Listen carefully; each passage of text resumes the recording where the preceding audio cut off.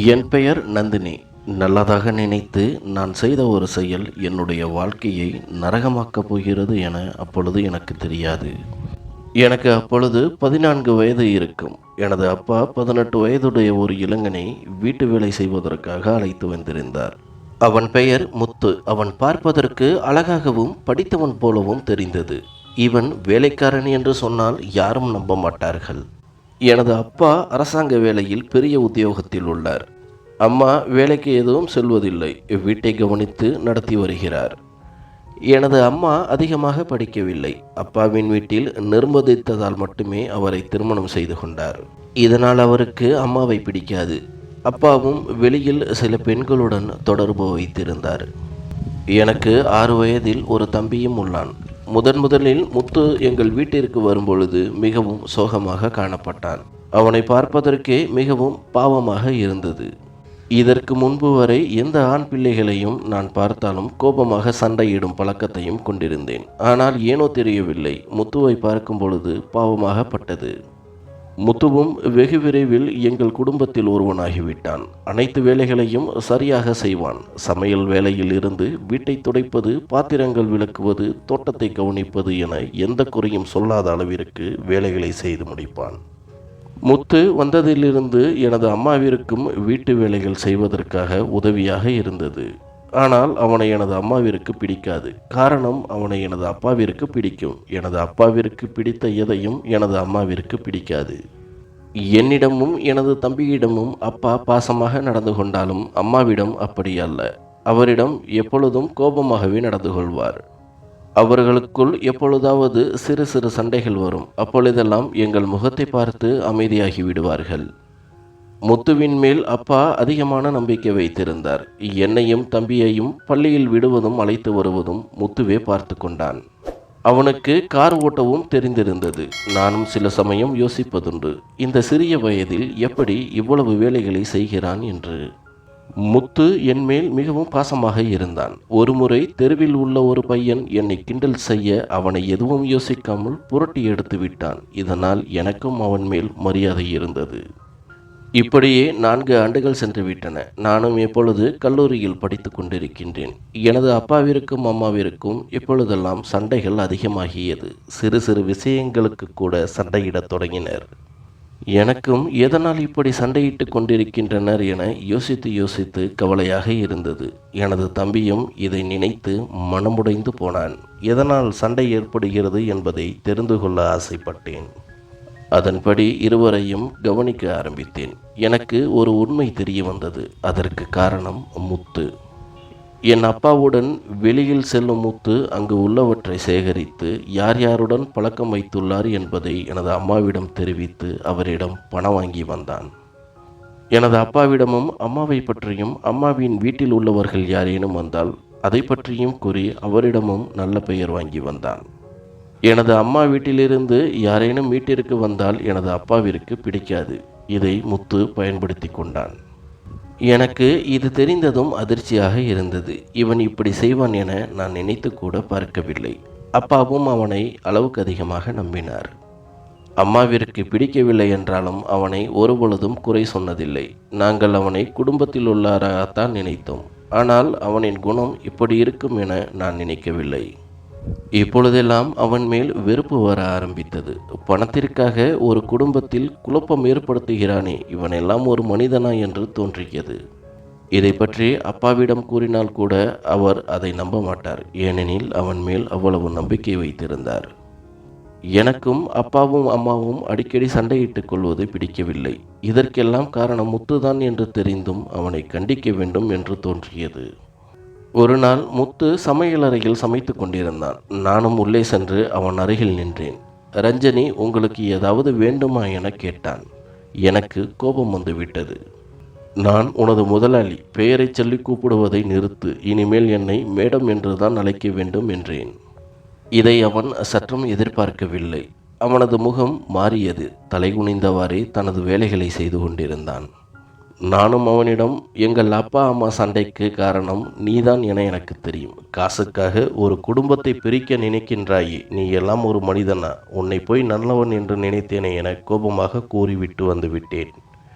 இனிமேல் அவன் இதைப் போல செய்ய மாட்டான் என்று நினைத்தேன். ஆனால் நான் நினைத்தது தவறானது. சில நாட்கள் கழித்து அப்பாவிற்கும் அம்மாவிற்கும் பெரிதாக சண்டை நடந்தது. அந்த சண்டையில் அப்பா அம்மாவை மோசமாக அடித்து விட்டார். அப்பா அம்மாவை விவாகரத்து செய்து விடுகிறேன், நீ இனிமேல் வீட்டில் இருக்கக்கூடாது என அம்மாவை வீட்டை விட்டு வெளியேற்ற முயற்சி செய்தார். நானும் தம்பியும் அப்பாவிடம் அழுது அவரை சமாதானப்படுத்தினோம். எங்களின் முகத்தை பார்த்து அவரும் அமைதியாகிவிட்டார். அம்மாவிடம் என்ன நடந்தது என்று விசாரிக்க அப்பா வேறு ஒரு கல்யாணம் செய்வதாக உள்ளார் என பதிலளித்தார். இது எனக்கு அதிர்ச்சியாக இருந்தது. இந்த விஷயத்தை உங்களிடம் யார் சொன்னார் என கேட்க அவர் முத்துவின் பெயரை கூறினார். எனக்கு முத்துவின் மேல் கோபம் இன்னும் அதிகமானது. இவனை இப்படியே விட்டால் நமது குடும்பம் சின்னாபின்னமாகிவிடும் என்பதை தெரிந்து கொண்டேன். இவனை வீட்டை விட்டு எப்படி வெளியேற்றுவது என யோசிக்க ஆரம்பித்தேன். எனக்கு ஒரு யோசனை தோன்றியது. அது மிகவும் மோசமானதுதான். ஆனால் எனது குடும்பத்தை காப்பாற்றுவதற்காக வேறு வழி தெரியவில்லை. அப்பாவும் அம்மாவும் பிரிந்துவிட்டால் நானும் எனது தம்பியும் என்ன ஆவோம் என்று யோசிக்கும் பொழுது இந்த யோசனையால் வரும் விளைவு எனக்கு பெரிதாக தோன்றவில்லை. அதன்படி ஒரு நாள் இரவு முத்து சமையல் அறையில் பாத்திரங்கள் விலக்கி கொண்டிருந்தான். அவனிடம் சென்று, எனக்கு தலைவலியாக உள்ளது, ஒரு காஃபி போட்டு எனது அறைக்கு எடுத்து கொண்டு வா என கூறிவிட்டு எனது அறைக்கு சென்றேன். அவனும் ஒன்றும் சொல்லாமல் காப்பியை எடுத்துக்கொண்டு எனது அறையின் வாசலில் நின்று கொண்டு என்னை அழைத்தான். அவனிடம் உள்ளே வந்து இந்த மேஜையின் மீது வைத்துவிட்டு போ என்று கூறினேன். அவனும் உள்ளே வந்து மேஜையின் மீது வைக்க நான் பின்புறமாக சென்று கதவை தாளிட்டு கொண்டேன். கதவை தாளிடும் சத்தம் கேட்டு அவன் பயந்து போய் நின்றிருந்தான். நானும் எனது துணிகளை கிழித்து கொண்டு சத்தமிட ஆரம்பித்தேன். இதை அவன் சற்றும் எதிர்பார்க்கவில்லை. பதட்டமாக என்னையே பார்த்து கொண்டிருந்தான். எனது சத்தம் கேட்டு ஓடி வந்த அப்பாவும் அம்மாவும் கதவை தட்ட நான் முத்துவை தள்ளிவிட்டு கதவை திறந்து கொண்டு அழுது கொண்டே ஓடி எனது அப்பாவை கட்டிப்பிடித்து, இவன் என்னிடம் தவறாக நடப்பதற்கு முயற்சி செய்கிறான் என்று கதறினேன். இதை கேட்ட எனது அப்பாவின் முகம் கோபத்தில் சிவந்து போனது. முத்துவை அறையிலிருந்து வெளியே இழுத்து அவனை அடிக்கத் தொடங்கினார். முத்துவும் நான் எதுவும் செய்ய முடியலை முதலாளி என்று அழுது கொண்டே கூற அப்பாவினால் கோபத்தை அடக்க முடியாமல் மீண்டும் மீண்டும் அடித்து கொண்டிருந்தார். அப்பாவும், நான் உன்னை என் பிள்ளை போல நினைத்து கொண்டிருந்தேன். நீயோ மிகவும் மோசமானவனாக இருந்திருக்கின்றாய். உன்னை நான் சும்மா விட மாட்டேன், போலீஸில் பிடித்து கொடுக்கின்றேன் என போலீசிற்கு தகவல் கொடுத்தார். முத்துவும், முதலாளி, என்ன தண்டனை வேண்டுமானாலும் நீங்களே கொடுத்து விடுங்கள், தயவு செய்து என்னை போலீஸில் ஒப்படைத்து விடாதீர்கள் என கெஞ்சினார். அப்பா அதையெல்லாம் கேட்பதாக இல்லை. அம்மாவை அழைத்து எவ்வளவு பணம் நகை உள்ளதோ அதையெல்லாம் ஒரு பையில் போட்டு கொண்டு வா என கூற அம்மாவும் அதன்படியே கொண்டு வந்தார். சிறிது நேரத்தில் போலீஸும் வந்தது. அவர்களிடம் எனது வீட்டில் உள்ள நகை பணத்தை திருடிக்கொள்ள முயற்சி செய்தான். நாங்கள் கையும் களவுமாக பிடித்து விட்டோம், இவனை இழுத்துச் செல்லுங்கள் என அவர்களிடம் ஒப்படைத்தார். போலீஸும் அவனை பிடித்து சென்றது. நான் செய்ததை யாரும் சந்தேகப்படவில்லை. எங்கே வீட்டினில் இதைப்போல ஒரு சம்பவம் நிகழ்ந்தது வெளியில் தெரிந்தால் பெண்ணின் வாழ்க்கை பாதிக்கப்படும் என்று திருட்டு பட்டம் கட்டி அவனை ஜெயிலுக்கு அனுப்பிவிட்டனர். இது நடந்து சில நாட்களானது. வீட்டினில் வேலை பார்ப்பதற்காக ஒரு பெண்ணை வேலைக்கு சேர்த்தனர். அவரின் பெயர் காமாட்சி. வயது 50 இருக்கும். காமாட்சி அம்மாவும் மிகவும் நல்லவராக இருந்தார். எங்களிடம் பாசமாகவும் நடந்து கொண்டார். இப்பொழுதெல்லாம் அம்மாவிற்கும் அப்பாவிற்கும் சண்டை வருவதில்லை. நாங்களும் இதை நினைத்து சந்தோஷமாக இருந்தோம். சொல்லப்போனால் அப்பாவும் அம்மாவும் ஒருவருக்கொருவர் பாசமாக நடந்து கொண்டனர். இப்படியே சந்தோஷமாக 2 வருடங்கள் கழிந்தது. எனக்கும் கல்லூரி முடிந்து வீட்டில் திருமணத்திற்கு மாப்பிள்ளை தேடத் தொடங்கினர்.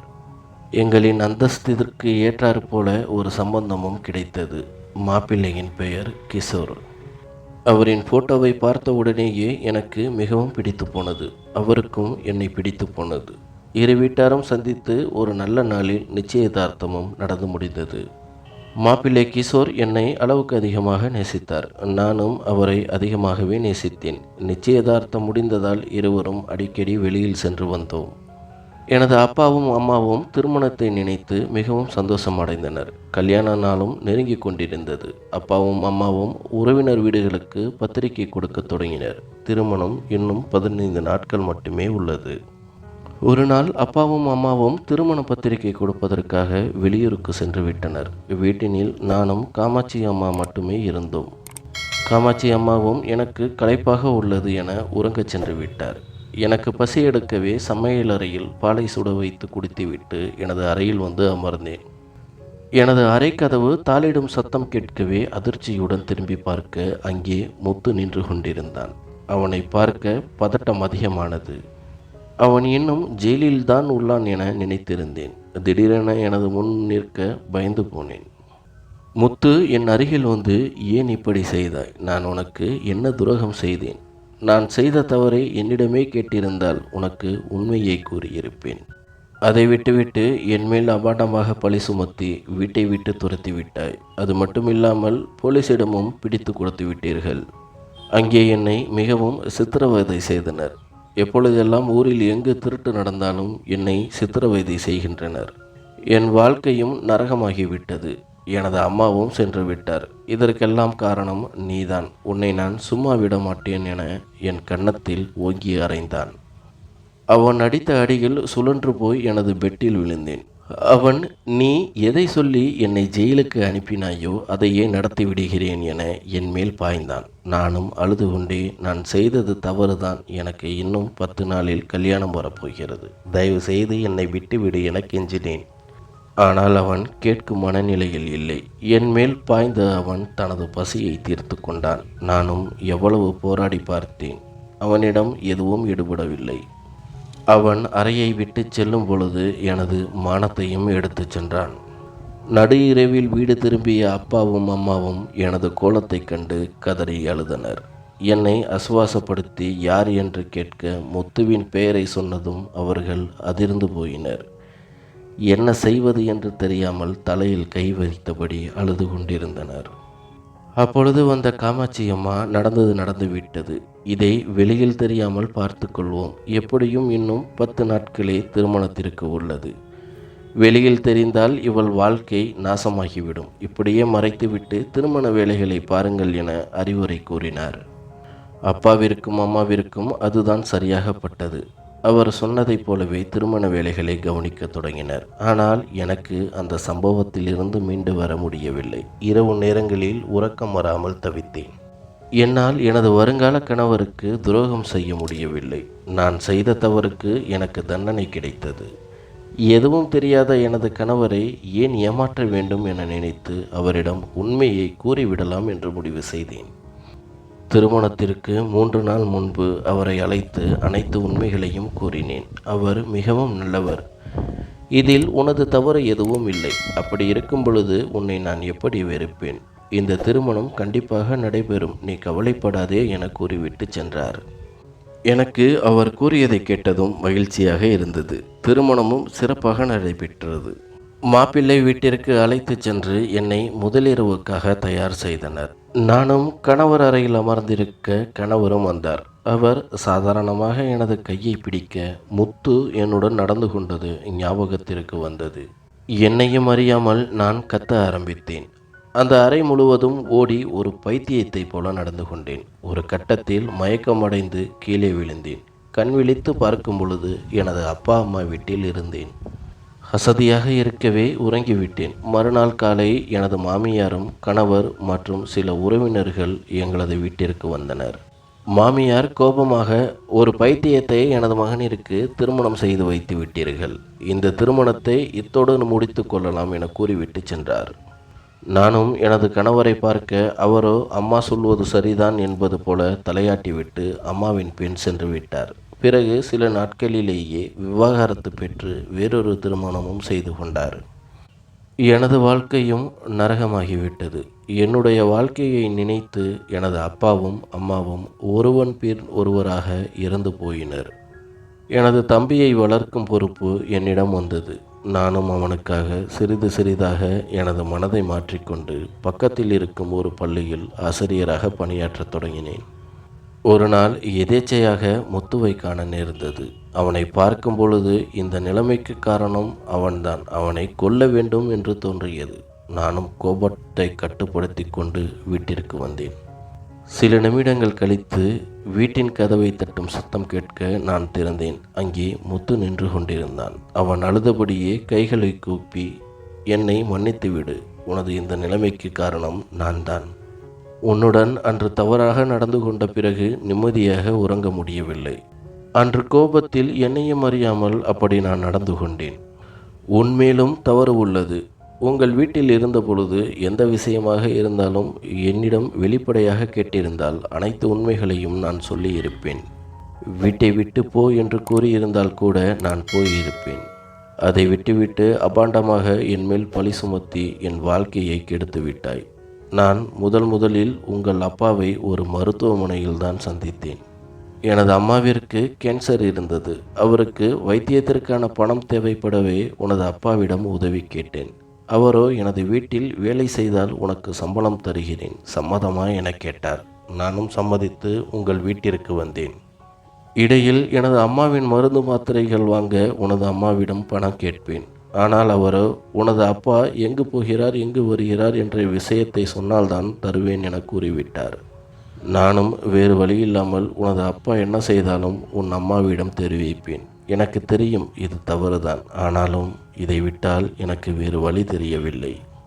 ஒரு நாள் உனது அப்பாவை பற்றி சொல்ல அன்றுதான் உனது அம்மாவிற்கும் அப்பாவிற்கும் பயங்கரமான சண்டை நடந்தது. அப்பொழுதே நான் ஒரு முடிவு செய்து விட்டேன், இனி இதைப்போல எந்த நிலையிலும் செய்யக்கூடாது என்று. ஆனால் நீதான் அவசரப்பட்டு என் மேல் பழி சுமத்தி விட்டாய். நான் ஜெயிலுக்கு சென்ற பின்னர் எனது அம்மா மருத்துவ சிகிச்சை பெற முடியாமல் இறந்து போனார்.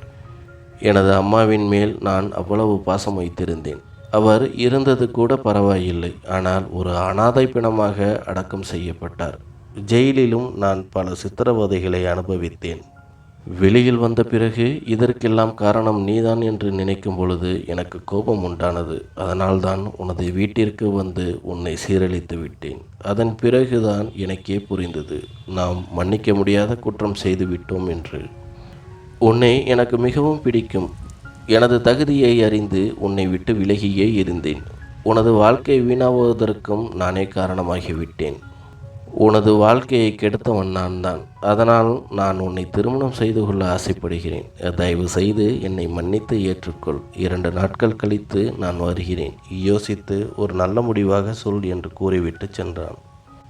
நானும் அவன் விஷயத்தில் கொஞ்சம் அவசரப்பட்டு விட்டோமோ என்று யோசித்தவாறே அமர்ந்தேன். இவை அனைத்தையும் கேட்டுக்கொண்டிருந்த காமாட்சி அம்மாள் எனது அருகில் வந்தார். என்னிடம் அவன் உனது வாழ்க்கையை சீரழித்து விட்டான், ஆனால் நீ செய்ததும் சரியல்ல. அவனது அம்மாசாவிற்கும் அவன் அடைந்த துன்பத்திற்கும் நீதான் காரணம். எனது வயதிற்கு நான் அனைத்தையும் பார்த்து விட்டேன். நீ அவனை திருமணம் செய்து கொள்வதுதான் நல்லதாக எனக்கு தெரிகிறது. அதன் பிறகு உனது விருப்பம் என கூறிவிட்டு சென்றார். 2 நாட்கள் கழித்து மீண்டும் முத்து எங்கள் வீட்டிற்கு வந்தான். இப்பொழுது அவனிடம் மறுப்பு ஏதும் சொல்லவில்லை. திருமணம் செய்து கொள்ள சம்மதித்தேன். சில நாட்களிலேயே திருமணமும் நடந்து முடிந்தது. முன்பை விட அதிகமாக பாசமாக முத்து பார்த்து கொண்டான். அவனோடு இருக்கும் பொழுது நானும் சந்தோஷமாக உணர்ந்தேன். இதுவரை எங்களுக்குள் கணவன் மனைவியை தவிர வேற எந்த உறவும் நடக்கவில்லை. நானும் அதுவும் வெகு சீக்கிரம் நடக்கும் என்று எதிர்பார்த்து காத்து கொண்டிருக்கின்றேன்.